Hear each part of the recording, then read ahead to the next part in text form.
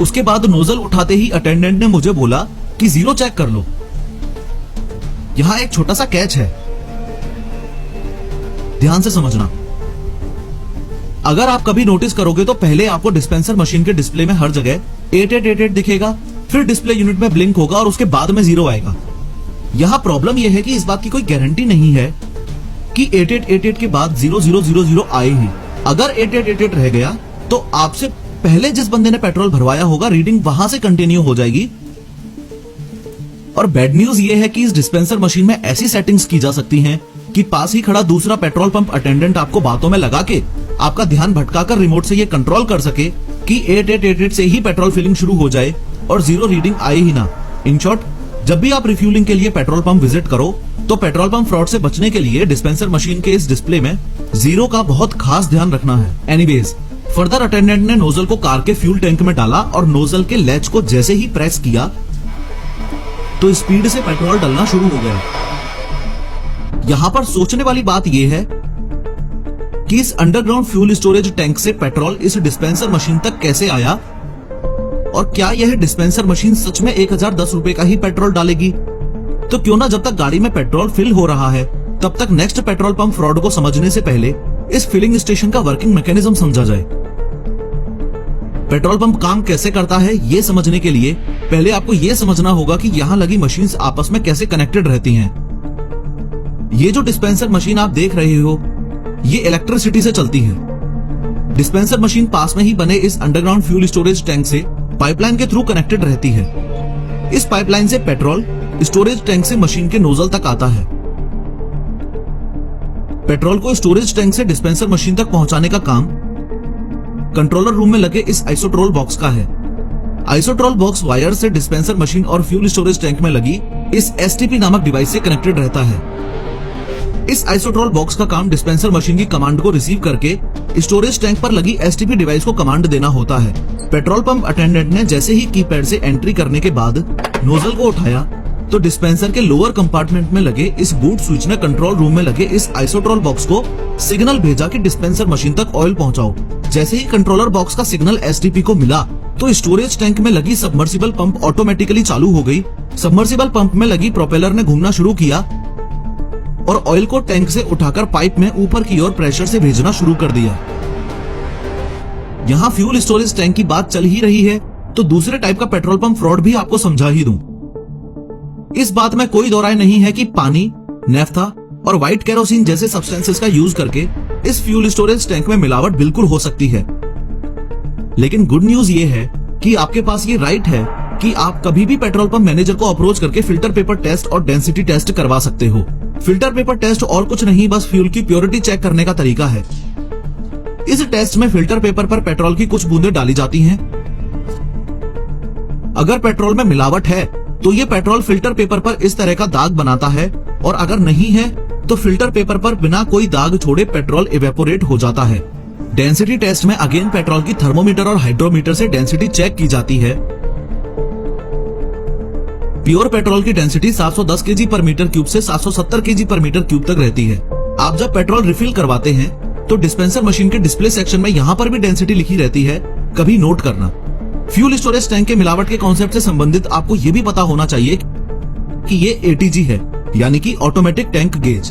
ये एक मेटल की स्टिक होती है जिस पर ये दो फ्लोट्स होते हैं। इनका काम स्टोरेज टैंक में ऑयल और वाटर लेवल को नापना होता है।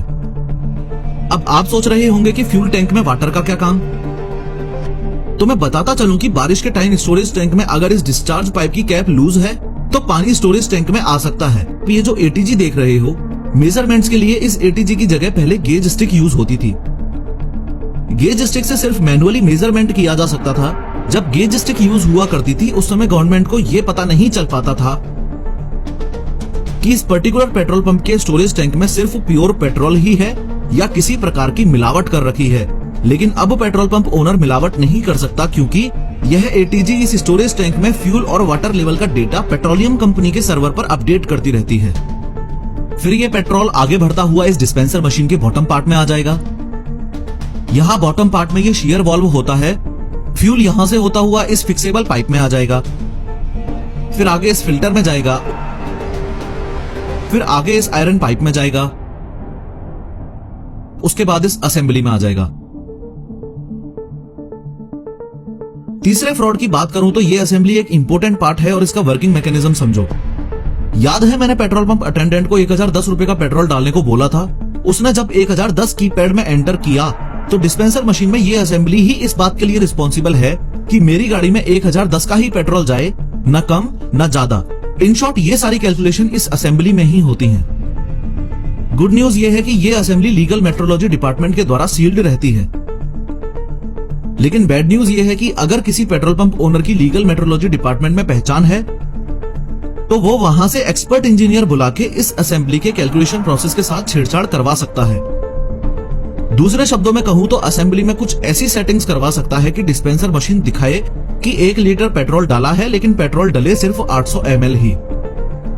इस तीसरे फ्रॉड से बचने का तरीका ये है कि आपको अगर कभी भी ऐसा लगता है कि आपकी गाड़ी में पूरा पेट्रोल नहीं डाला गया है और आपके साथ फ्रॉड हुआ है, तो आपके पास ये राइट है कि आप पेट्रोल पंप मैनेजर से उनके पास रखे 5 लीटर के कैन में सेम नोजल से पेट्रोल फिल करवाकर चेक कर सकते हो कि आपके साथ कोई फ्रॉड तो नहीं हुआ है।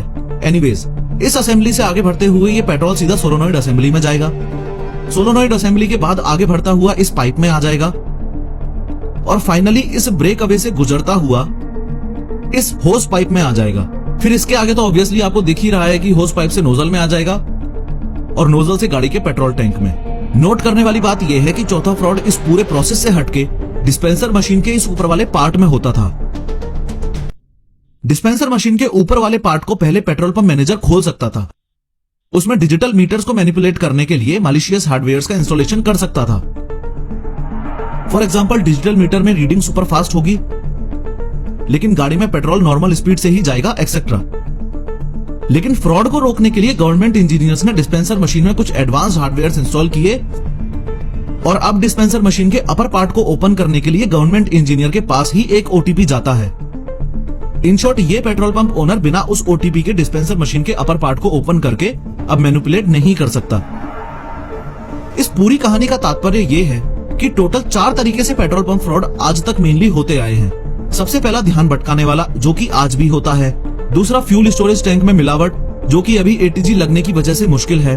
तीसरा है डिस्पेंसर मशीन में लगी असेंबली से छेड़छाड़ वाला, आज के टाइम ये भी थोड़ा मुश्किल है। और चौथा है डिस्पेंसर के अपर सेक्शन में मैलिशियस हार्डवेयर इंस्टॉलेशन वाला, जो कि ओटीपी प्रोसेस ऐड होने के बाद अगेन थोड़ा सा मुश्किल है।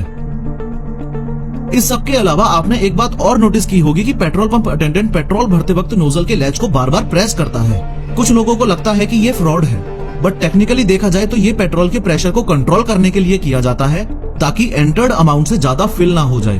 दूसरे शब्दों में बोलूं तो अगर डिस्पेंसर में लगी इस असेंबली के साथ छेड़छाड़ नहीं की गई है तो नोजल को प्रेस करने से अमाउंट ऑफ फ्यूल एंटर्ड में कोई भी फर्क नहीं पड़ेगा।